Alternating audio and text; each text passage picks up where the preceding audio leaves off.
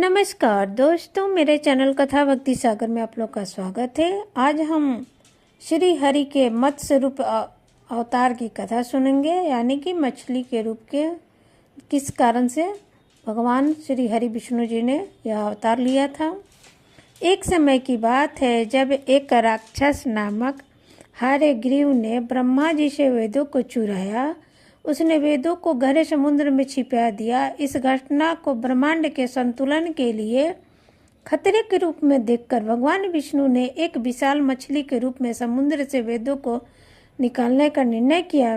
विष्णु जी ने अपने सिर पर एक सिंह धारण की हुई विशाल मछली का रूप धारण किया, जिससे हम मत्स्य अवतार के रूप में जानते हैं। विष्णु जी तैरकर समुद्र के तल में गए और राक्षस हयग्रीव को वेदों के साथ छिपा हुआ था।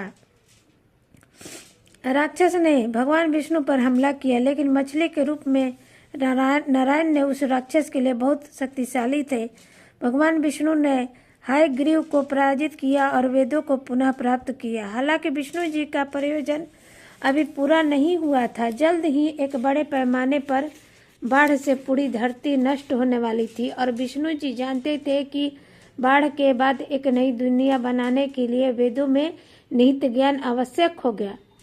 कल्प के अंत में महाराजा सत्यव्रत का शासन काल था। वे भगवान विष्णु के अनन्य भक्त और धर्म के पालन करता थे। एक दिन प्रातः स्नान के बाद वो नदी में सूर्य देव को जल अर्पित कर रहे थे। जल लेते समय उनके पैर में एक छोटी सी मछली आ गई।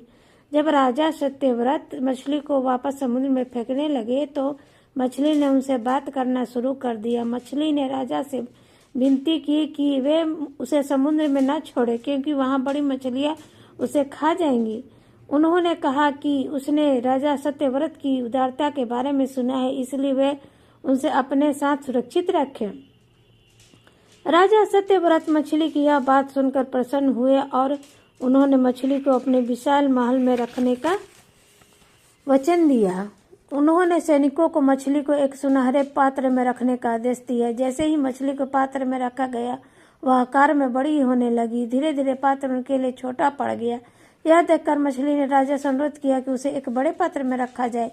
जैसे ही राजा सत्यव्रत ने मछली को समुद्र में छोड़ा, वह विशाल आकार धारण कर समुद्र से भी बड़ी हो गई। यह देखकर राजा को एहसास हुआ कि यह मछली कोई साधारण नहीं बल्कि भगवान विष्णु का ही रूप है। उन्होंने भगवान से प्रार्थना की कि वे अपना असली रूप धारण करें।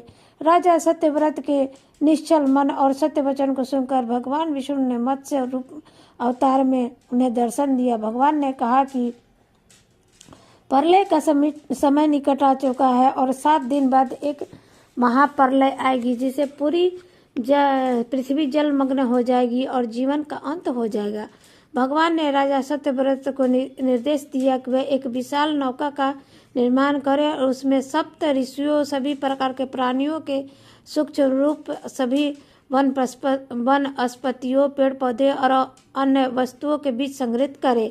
समय आने पर वे बड़ी मछली बनकर आप ही नाव के निकट आऊंगी और आप वासुक नाग के रस्सी मेरे सिर पर डाल देना और मैं स्वयं आप और आपकी नाव को इस जल प्रलय से बाहर सुरक्षित स्थान पर ले जाऊंगा। भगवान के आदेश के अनुसार राजा ने सभी सामग्री इकट्ठा की और एक नाव बनाई, जिसमें उन्होंने सभी आवश्यक चीजें और सप्त ऋषियों को साथ लेकर बैठ गए। तब समय पर जब जल प्रलय आई तो हर तरफ से केवल पानी ही पानी नजर आ रहा था। नाव में बैठे हुए राजा बहुत ही भयभीत थे। तब सप्त ऋषि ने उन्हें साहस दिया और नारायण का इंतजार करने के लिए कहा। थोड़ी देर बाद एक विशाल मछली नाव के चारों ओर घूमने लगी, जिसके सिर पर एक बड़ा सा सिंह स्पष्ट रूप से नजर आ रहा था। राजा ने जैसे ही भगवान के पहले सुझाव दिया था, वासुकी नाव को रस्सी के रूप में उपयोग करते हुए उस सिंह पर बांध दिया। उसके बाद वह मछली नाव को विशाल समुद्र में इधर उधर ले जाती रही और राजा सत्यव्रत मनु ने मत्स्य रूपी नारायण से लगातार प्रश्न पूछे, जिसका मत्स्य रूपी नारायण ने उत्तर दिया। भगवान मत्स्य और राजा सत्यव्रत मनु के बीच यह संवाद महत्वपूर्ण पुराण में दर्ज है। तो इस तरह से भगवान विष्णु ने मत्स्य रूप का अवतार लिया था।